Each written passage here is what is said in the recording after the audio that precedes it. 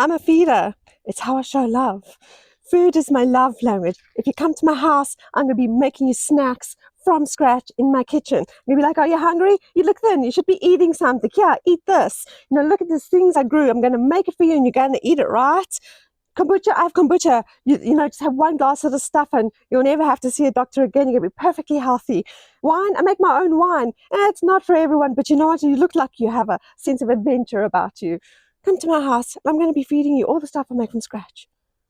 Which is another one reason why when my harvests fail or are affected, it hits me in the heart. Because not only do I love making food from scratch, it goes right down to growing it from a seed until it's in my kitchen and I can make something for you. And I'm very experimental. I love doing things in the kitchen. And that's number one reason why you'll see I grow the most unusual foods in my garden. I'm just going to show you, I'm in my pumpkin cage right now. So it's massive. It's, I think, 5 by 5 meters. It's about 25 meters squared, fenced in for the monkeys. The pumpkins had taken over this entire space last year.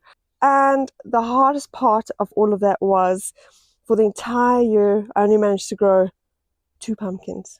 2 pumpkins. So the pumpkin fly really, it hit me right in the heart, which is one of the reasons why I'm so dedicated to finding a solution to getting rid of them.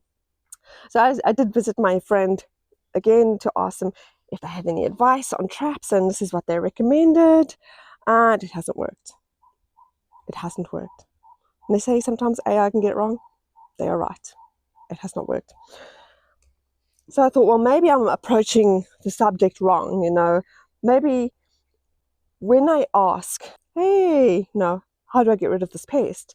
I realize I'm asking for the wrong solutions. So I decided, let me rather ask properly. And this is something when you are looking for a solution to your problem, I rather ask, I said, what's the number one way I can attract the predator to my pest into my garden? And finally, I got results. So randomly, I've discovered the main predator to the pumpkin fly is a little beetle that actually preys on the larvae of the pumpkin fly. Bonus, get them while they're young.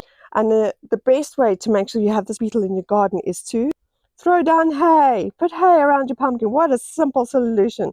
So I put hay around my pumpkin, and what this hay does is it allows the beetle that's going to eat the pumpkin fly larvae to hunt stealthily, because they both nest underground, and now the beetle will be able to hunt the larvae before it can even grow into an adult and come up and sting my vegetables.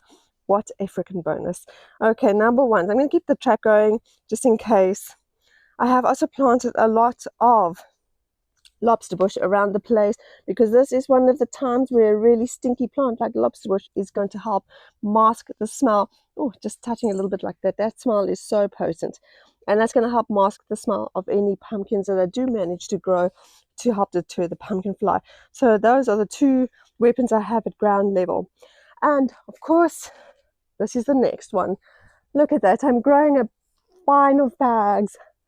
Luckily for me, in a past life, I was a bridal dressmaker for more than a decade.